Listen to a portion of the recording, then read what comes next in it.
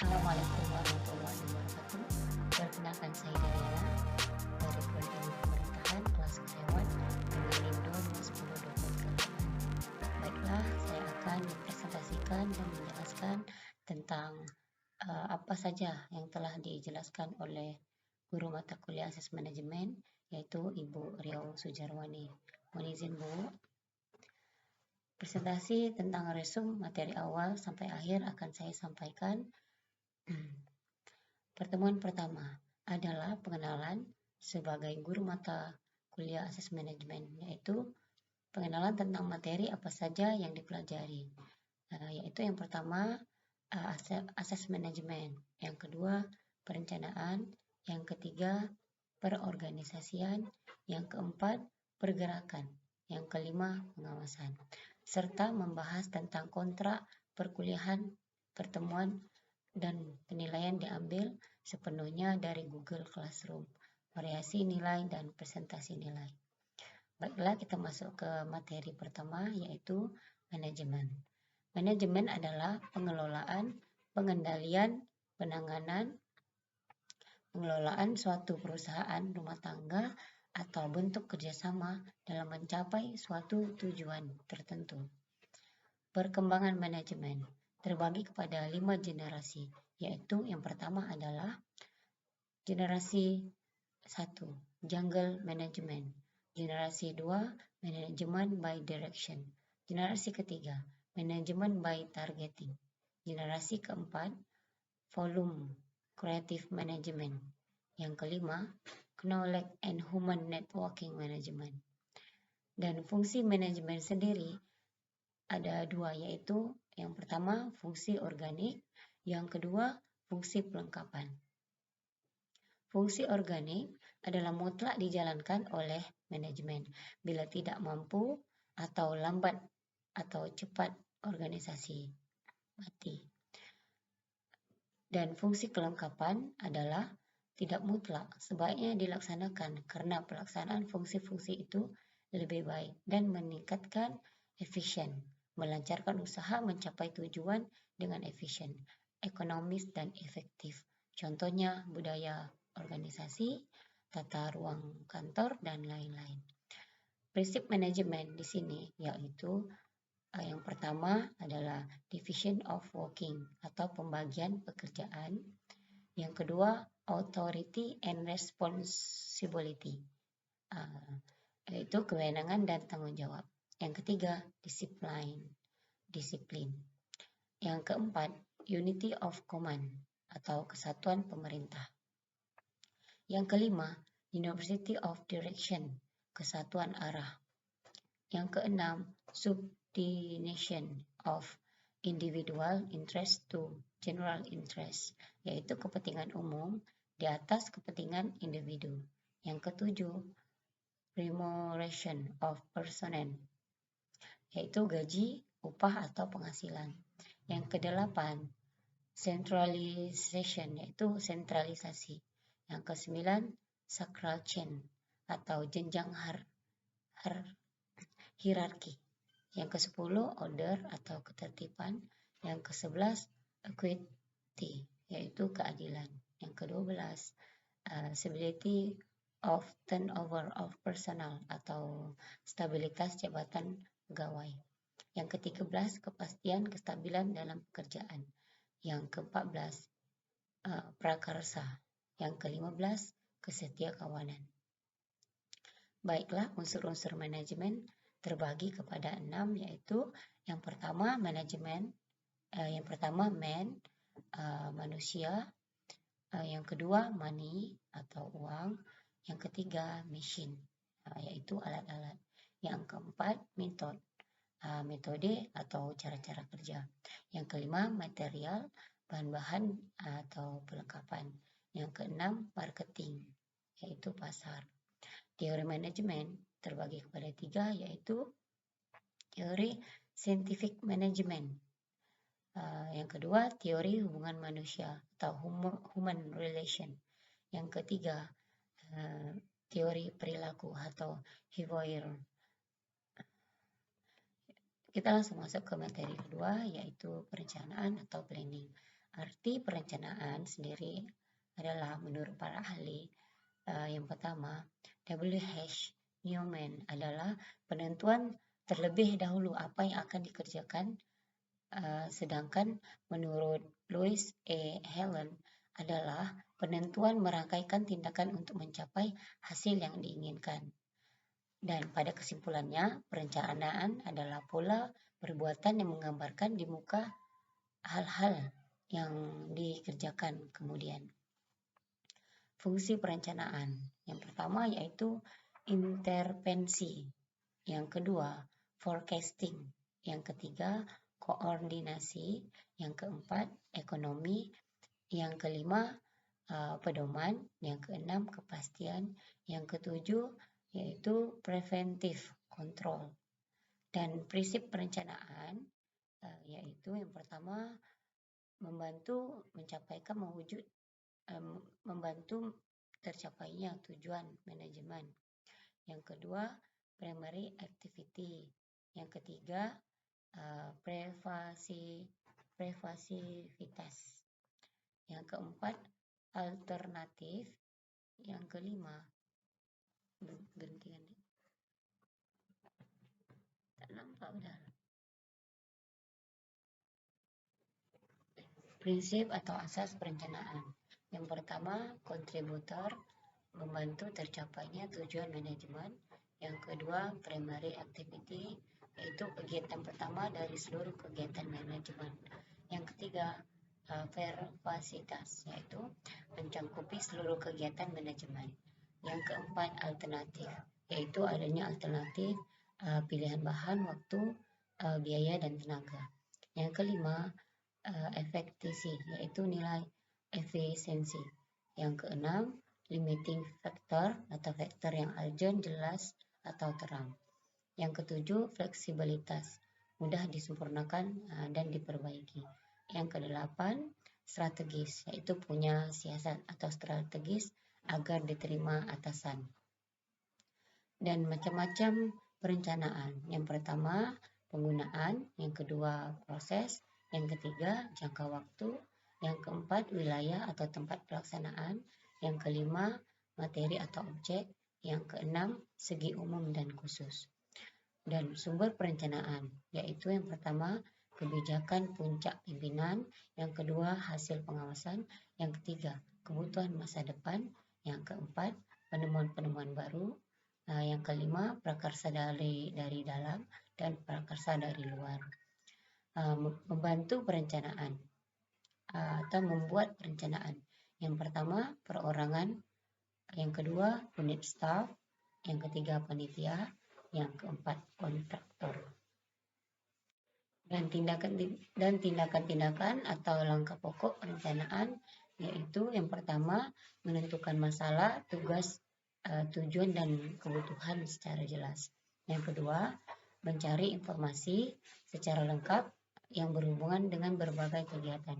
Yang ketiga, melaksanakan metode perencanaan. Yang kelima, menetapkan planning alternatif. Yang keenam, memilih dan memeriksa rencana yang diajukan. Yang ketujuh, membuat metode atau alternatif penyelesaian. Yang kedelapan, mengatur urutan dan waktu rencana secara terperinci. Yang kesembilan, mengadakan evaluasi atau penilaian. Perencanaan yang baik adalah yang pertama, memiliki ciri prinsip rencana yang baik agar mempermudah mencapainya tujuan. Yang kedua, memandang proses perencanaan sebagai suatu rangkai pertanyaan yang harus dijawab, yaitu tentang tujuan, tindakan apa saja yang dilakukan, atau kapan hal tersebut akan dilakukan.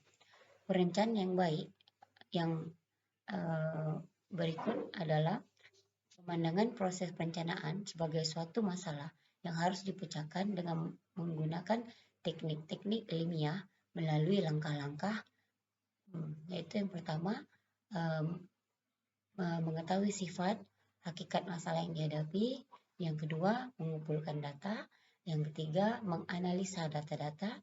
Yang ketiga, menentukan beberapa alternatif. memilih cara yang terbaik, pelaksanaan, dan penilaian hasil. Kita lanjut ke materi ketiga, yaitu perorganisasian. Perorganisasian terbagi kepada dua, yaitu organisasi publik dan organisasi bisnis. Organisasi publik adalah organisasi yang kegiatan pokoknya adalah menghasilkan barang atau jasa untuk memberi pelayanan pada masyarakat. Sedangkan organisasi bisnis adalah organisasi yang kegiatan pokoknya adalah menghasilkan barang atau jasa untuk memperoleh keuntungan. Organisasi publik adalah barang-barang yang dapat disediakan melalui transaksi antara penjual dan pembeli. Sedangkan organisasi privat adalah barang-barang yang dapat disediakan melalui sistem pasar, yaitu melalui transaksi atau penjual dan pembelian. Perbedaan organisasi publik dan organisasi bisnis adalah organisasi publik memberi pelayanan kepada masyarakat, sedangkan organisasi bisnis adalah mencari keuntungan.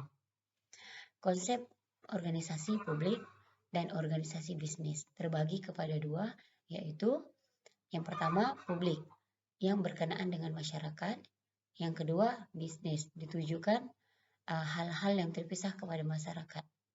Tipe-tipe organisasi, yang pertama swasta penuh, yang kedua perusahaan swasta dengan sebagian pemilik saham oleh pemerintahan. Yang ketiga kerjasama atau joint venture swasta dan pemerintahan. Yang keempat sarana publik yang dioperasikan swasta, contohnya di bidang perkereta-apian.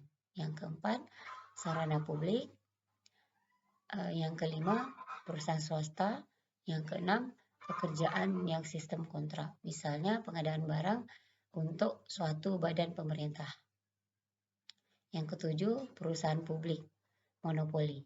Yang keenam prasarana milik publik atau masyarakat seperti gedung olahraga, gedung kesenian. Baiklah, kita masuk ke materi keempat, yaitu pergerakan. Pergerakan menurut ilmuwan Jos R. Terry, pergerakan adalah menempatkan suatu anggota kelompok agar bekerja secara sadar untuk mencapai tujuan yang telah ditetapkan sesuai dengan perencanaan dan pola organisasi. Bahkan menurut Profesor Dr. Mr. S. Prajudi, yaitu pergerakan adalah pengaktifan orang-orang sesuai dengan perencanaan dan pola organisasi yang telah ditetapkan. Sedangkan Profesor Dr. A. Arifin, yaitu kegiatan manajemen untuk membuat orang-orang lain suka dan dapat bekerja. Istilah pergerakan seperti actuating, directing, commanding,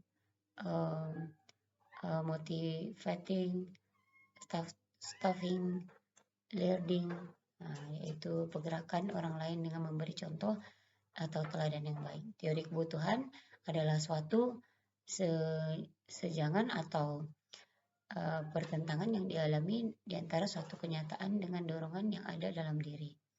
Teori meningkatkan kebutuhan. Kebutuhan fisiologis, kebutuhan rasa nyaman, kebutuhan untuk rasa memiliki, kebutuhan akan harga diri, kebutuhan untuk mengaktualisasi diri. Teknik pergerakan yaitu yang pertama, jelaskan tujuan kepada setiap orang yang ada dalam organisasi. Yang kedua, usaha agar setiap orang akan menyadari atau memahami serta menerima baik tujuan tersebut. Yang ketiga, menjelaskan firasat yang dianut pimpinan organisasi. Yang keempat, menjelaskan kebijaksanaan yang ditempuh oleh pimpinan organisasi dalam usaha pencapaian tujuan. Yang kelima, mengusahakan agar setiap orang mengerti struktur perorganisasian. Kombinasi manajerial dan leadership. Manajerial adalah mengendalikan untuk mendapatkan titik temu terbaik di antara faktor-faktor yang menentukan suatu keberhasilan yang diharapkan organisasi. Leadership adalah memberikan tuntutan. Contohnya, bimbingan atau dorongan sehingga orang-orang yang dengan senang hati bergerak mencapai suatu keberhasilan. Faktor-faktor penentuan keberhasilan yang memiliki fokus utama yaitu adalah kualitas, waktu, uang, dan manusia. Contoh sederhana, kombinasi manajerial dan leadership dalam tugas kepemimpinan yang fungsi produksi manajerial, yaitu mengendalikan untuk mendapatkan yang pertama kualitas tinggi, yang kedua waktu proses produksi singkat, yang ketiga pembiayaan produksi rendah. Contoh alat kendali yang bisa dilakukan antara lain adalah standar produksi, jadwal produksi, dan anggaran.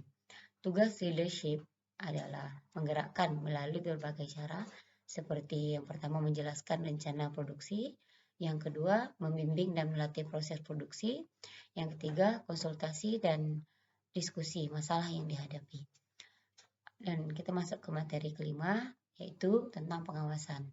Menurut ilmuwan Jules R. Terry, proses penentuan yang akan dicapai yaitu standar apa yang sedang dihasilkan, yaitu pelaksanaan melalui pelaksanaan dan bagaimana perlu mengambil tindakan korektif sehingga pelaksanaan dapat berjalan menurut rencana yaitu sesuai dengan standar. Dan menurut Mr. M. Manulang, suatu proses untuk menentukan pekerjaan yang dilaksanakan, penilaian dan bila perlu untuk maksud supaya pelaksanaan sesuai dengan rencana semula. Sasaran pengawasan yang pertama yaitu bahwa melalui pengawasan pelaksanaan tugas-tugas yang ditentukan sungguh sesuai dengan pola yang telah dibariskan dalam rencana. Yang kedua, bahwa struktur serta hierarki organisasi sesuai dengan pola yang telah ditentukan dalam rencana. Yang berikutnya, bahwa seseorang sungguh-sungguh ditempatkan sesuai dengan bakat. Selanjutnya, bahwa penggunaan alat-alat diusahakan agar sehemat mungkin.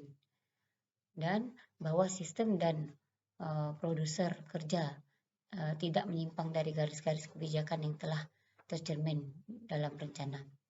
Sifat-sifat pengawasan itu yang pertama fact-finding atau menemukan fakta. Yang kedua preventif yaitu pencegahan. Yang ketiga masa sekarang. Yang keempat sebagai alat pengawasan. Yang kelima mempermudah pencapaian tujuan. Yang keenam efisien. Yang ketiga menemukan apa yang tidak betul, bukan siapa yang salah. Yang ketujuh sifat pembimbingan. Dan teknik pengawasan dalam prinsipnya terdapat dua macam teknik pengawasan, yaitu pengawasan langsung apabila pimpinan organisasi mengadakan sendiri pengawasan terhadap kegiatan yang sedang dijalankan dalam bentuk intensif langsung. Yang kedua, pengawasan tidak langsung, yaitu pengawasan dari jarak jauh. Metode pengawasan, metode yang pertama, metode observasi langsung atau metode pengamatan langsung oleh atasan atau pimpinan terhadap pelaksanaan kerja yang sering dilakukan oleh pegawai atau petugasnya. Yang kedua, metode statistik, yaitu pengamatan yang dilakukan melalui data yang disusun secara statistik dan grafik. Ketiga, metode pelaporan, yaitu pengawasan dilakukan secara setelah diketahui kesalahannya. Ada bermacam fungsi pengawasan, yaitu pengawasan pencegahan penyimpangan, pengawasan memperbaiki kesalahan atau kelemahan, menindak penyalahgunaan atau penyelewengan, memediasi organisasi dan kegiatan manajemen, mempertebal lagi rasa tanggung jawab, mendidik pegawai atau pelaksana. Dan proses pengawasan, yaitu proses pengawasan terdiri atas beberapa tindakan lain. Yang pertama, menetapkan daftar standar pengawasan. Yang kedua, meneliti atau memeriksa hasil yang dapat dicapai. Yang ketiga, membandingkan hasil pelaksanaan dengan dasar yang telah ditetapkan. Yang selanjutnya, memperbaiki penyimpangan, kesalahan, dan kelemahan dengan tindak koreksi. Baiklah.